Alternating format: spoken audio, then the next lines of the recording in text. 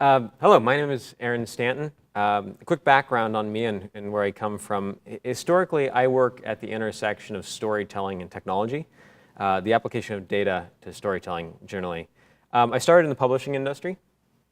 I was a video game journalist for the New York Times company for several years, and then after that, later as an entrepreneur. So my first company, a company called Booklamp, was a data analytics company that analyzed books for metadata, location information, character information, styles, and thematics. We sold that company to Apple in about 2014, and then I headed up the iBooks product marketing efforts for a few years there. And then one day I realized that I was having a lot more fun after work coming home and working with startups in the area in the virtual and the augmented reality space, and about a year ago I switched over to doing that full time.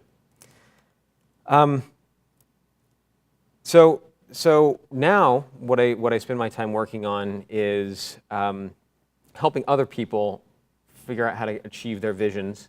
And one of the areas I'm here to talk about is what's called the Virtual Reality Institute of Health and Exercise.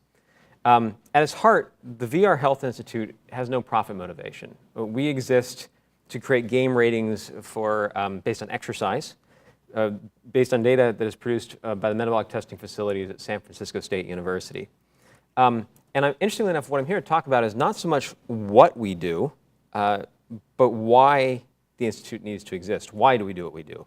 Because this is an example to me of a trend that is inevitable, VR and exercise, that is being muted by a lot of social expectations and biases.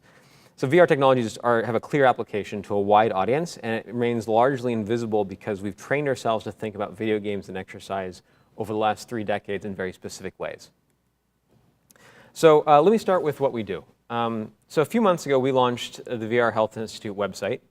The goal of the VR Health Institute to rate games for their exercise potential is also based somewhat on, like if you're familiar with the ESRB rating system for games, you're very familiar with what we do, right? So E is for everyone, M for mature, or more common, the MPAA is rating for like R-rated movies.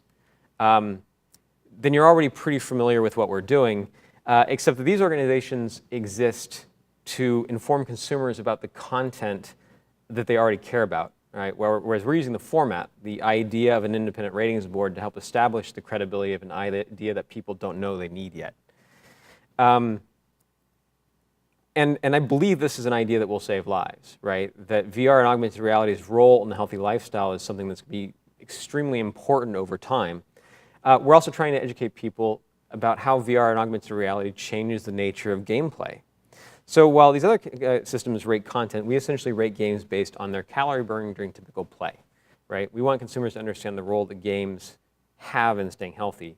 It's also kind of a little side note, like if you're like me, the R-rated has a lot of childhood memories because back in the day it might have just well been it was a large factor in determining which kind of movies I wanted to watch. If it was R-rated, I wanted to watch it. So at the VR Health Institute, these are the badges that we rate and assign to games.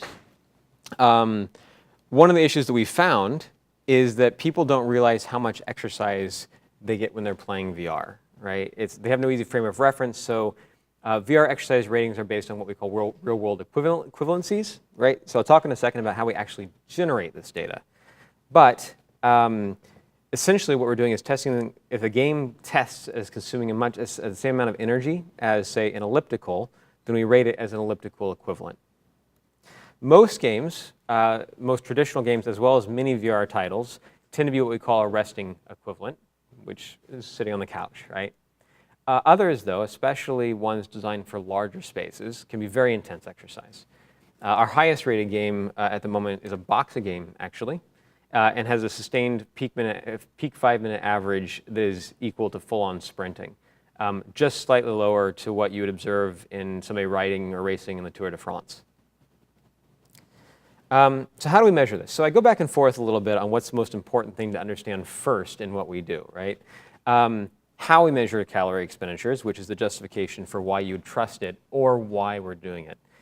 For this presentation, I think the why is actually the most important because there are very few conferences or places that you can talk about that has the possibility to have a larger social impact than movies and entertainment. But to spend time on that, let me talk really, really quickly on the how, because I think it's the foundation of the ratings themselves and being able to trust what I say. So the most common way that people tend to measure intensity of exercise, like a novel exercise, is through heart rate measure. This is actually a really poor measure by itself because there's lots and lots of things that influence whether or not your heart's going fast or slow. That has nothing to do with the actual calorie consumption or energy consumption, right? The use of a calorie of energy. So the best way we have, really, of generally monitoring energy conversion in a new or novel exercise is through what we call a metabolic cart. You've probably seen these before. This is the mask that people are wearing here. You see them in movies lots whenever they want to show a technologically advanced lab or a slightly scary post-apocalyptic lab where somebody's got an oxygen mask on and they're running on a treadmill. This is probably doing what's called a VO2 max test. And what it's actually doing is it's measuring the rate of conversion from oxygen into carbon dioxide on a breath-by-breath basis. So what your body, when it expends energy, is doing during exercise is spending energy on the conversion of oxygen. And so if you measure the volume of oxygen on the inhale and then again on the exhale, you can calculate a very accurate estimate of how many calories were consumed during that breath. So I want to show you a little clip of somebody actually exercising in VR, of people moving around in VR. VR has a wide variety of different experiences. Some of them are very active, some of them are very passive. I found that when you talk about VR, people tend to assume the low activity ones. That's the ones they're most familiar with. Maybe you're moving your hands around, you're not moving on your feet much. And that's not what the higher intensity games tend to look like when playing. So I'm going to play a little clip. I'm not going to play the whole thing. This is a little minute and 30-second intro we did for the VR Health Association Institute. The part of the reason I'm not playing the whole thing is because I'm in it, and that's a little embarrassing. So I'm going to play just the parts where people are moving around, and then go from there.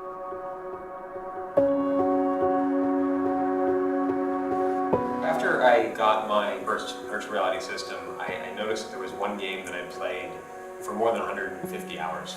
And I was sweating during this. I was feeling like I was getting exercise, and 150 hours is more than I've ever used any piece of exercise equipment I've ever owned. From all the data that we've collected here in the lab, I can certainly say without a doubt that virtual reality is a form of exercise. We have some games that folks are tapping out close to their maximal capacity and enjoying it and having fun. So I'll stop it there. Okay, so the data that you get from these sort of tests looks something kind of like this, right? And so every single breath, the metabolic cart's comparing the mixture of gases on the inhale, then again on the exhale, calculating the calorie burn. And so what you're seeing here for privacy reasons is actually my data playing 3 different games. The first one on the far left, the first spike, is Audio Shield with some modified settings to make it more intense. And then the other 2 are actually the same game, both the game called Thrill to Fight, which is boxing. And this represents actually kind of a problem we have with rating games because the second 2 is the same game, right?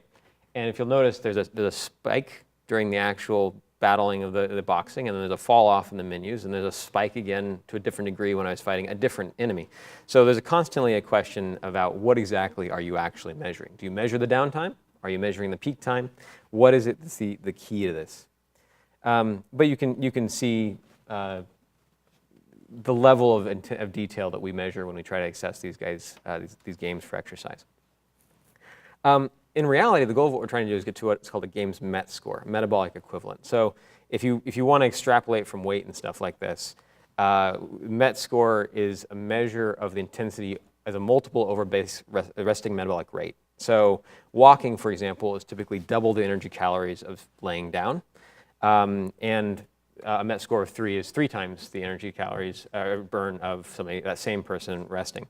So while the theoretical max of an activity can be really, really high if you're an elite athlete, the realistic max for MET score for the average person is around 15 to 16 METs. It's the point where the body stops really being able to do more energy. That your lungs cannot convert oxygen faster. So this is just a few games we've measured comparing to well-known exercises. I included Wii Fit on there not because we rated it, but because other people have, and I wanted you to get a sense of what active gaming of the past looked like compared to active gaming in VR and augmented reality can be. The other thing that's worth noting is that this data was generated off of a study of 40 different subjects, 20 male, 20 female, overwhelmingly kinesiology students. So one of the things people will often say is, well, yeah, this is exercise for maybe somebody who's not very physical, but overwhelmingly kinesiology students spent their lives studying health. They're part of the health and fitness kind of community, and so tend to be pretty active and fit people. So one of the things we also noticed is that people don't perceive the discomfort of exercising when they're in VR. So this is both a good and a bad thing. We asked people to self-rate their perceived energy expenditure, the amount of work that they were doing while exercising. And what we found is that people dramatically underestimate how many calories or work they're doing. So while almost every participant at some point in time reached close to their physical max capacity, almost none of the subjects reported feeling like they were doing exercise more than running lightly on a treadmill, which is pretty interesting.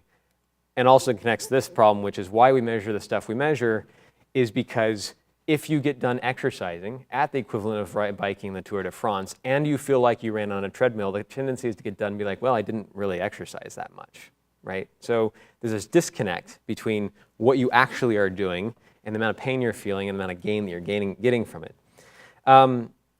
So why, this is the part that I think is more fun in a lot of ways, which is why we do this. Why does the VR Health Institute need to exist at all?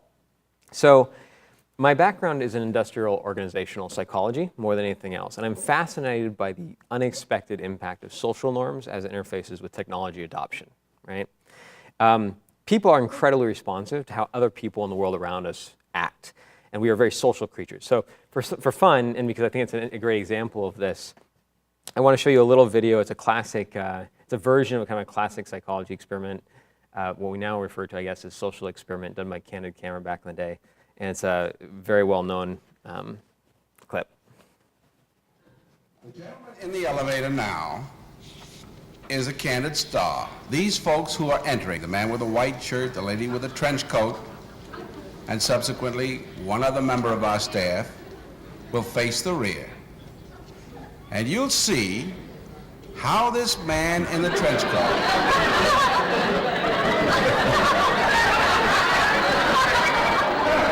tries to maintain his individuality,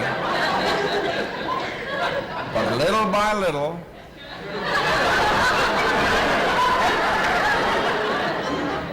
he looks at his watch, but he's really making an excuse for turning just a little bit more to the wall. Now we'll try it once again. Here's the candid subject. Here comes the candid camera staff, 3 of them at least. And this man has apparently been in groups before.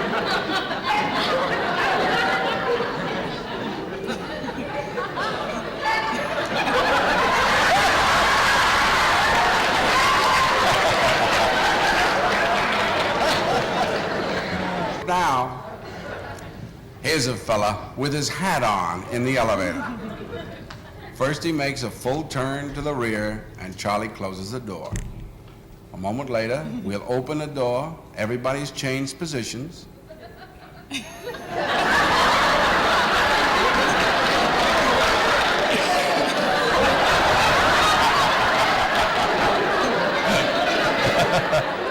Now we'll see if we can use group pressure for some good. Now, in a moment, on Charlie's signal, everybody turns forward. Notice they take off their hats. And now, do you think we could reverse the procedure? Watch.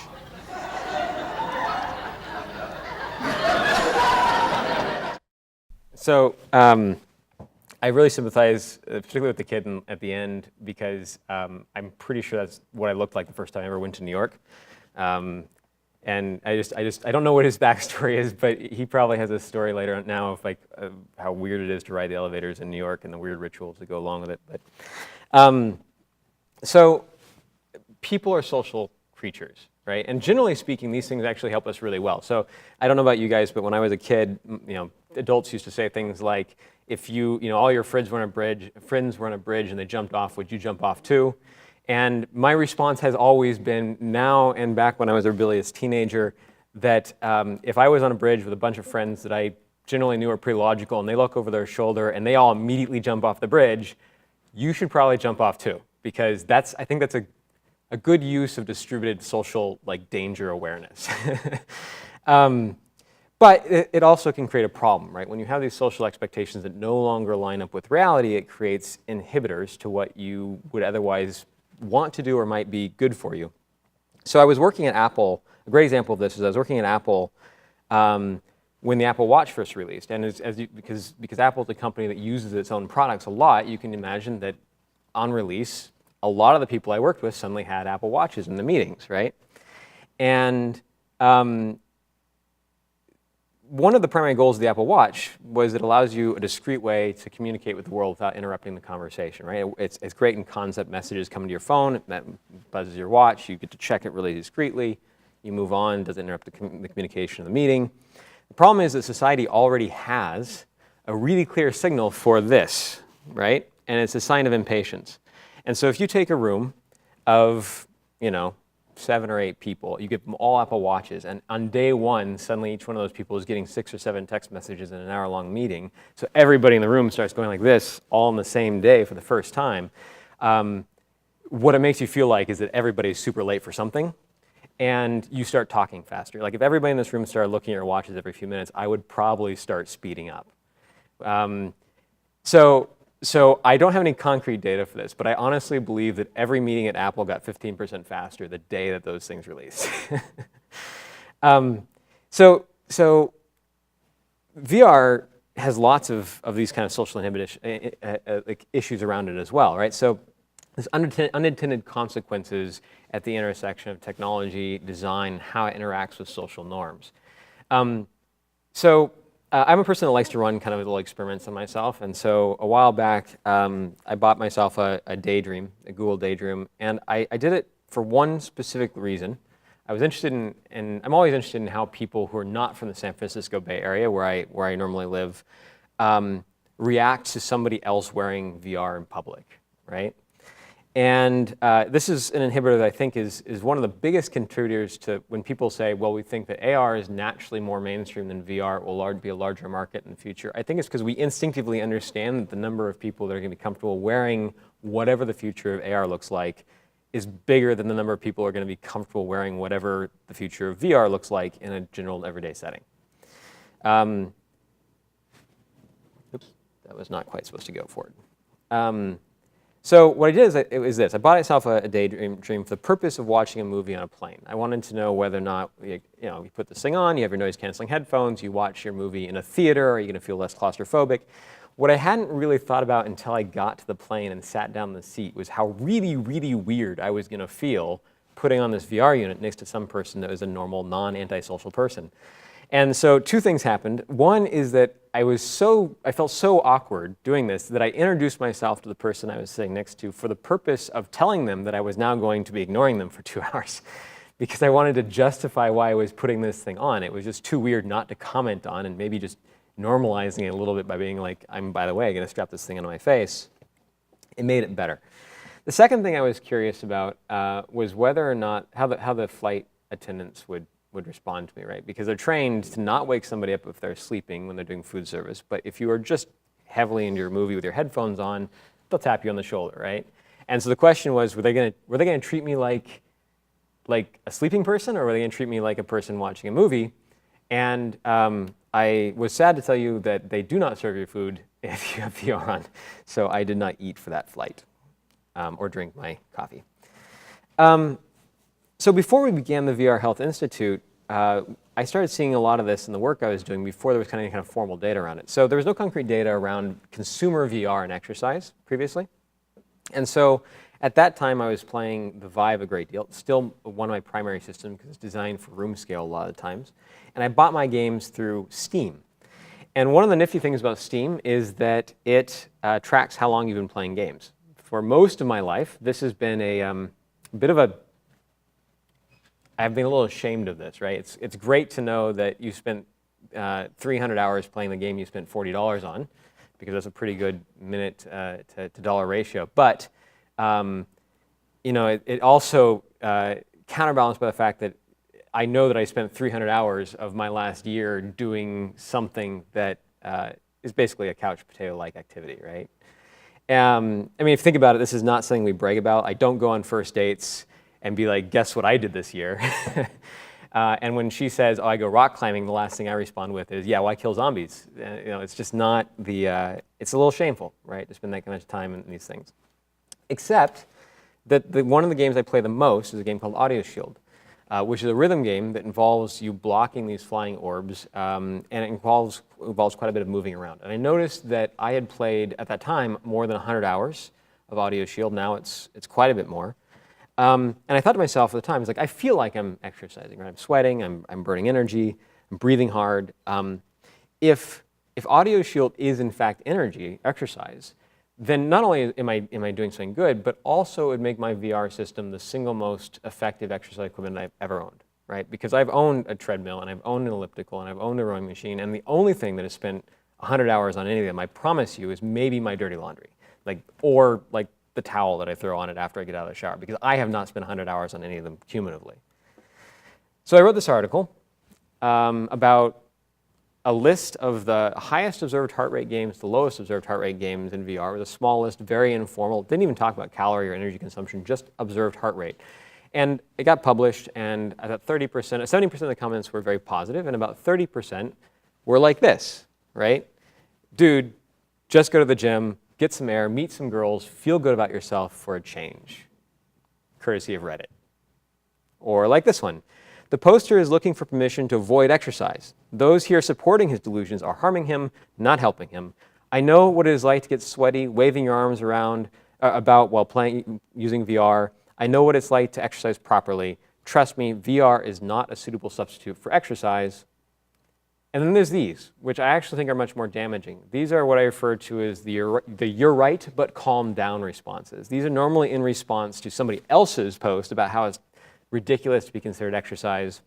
And they basically are along the lines of reassuring the original poster that no one really thinks that VR is good exercise, but it's better than nothing for those lazy gamers, right? It's the difference between going from a sedentary lifestyle to being semi-active. No healthy person is going to lose 20 pounds playing Echo Arena. Good for him, though. Interestingly enough, the good for him comment is not referring to my article. This is a comment that was on an article about somebody losing 20 pounds playing Echo Arena. So literally, it was a comment talking about how the article about the thing that had happened would never happen. It's a very strong social bias, right? You can see this all over the place, too, by the way. It's very deep-seated.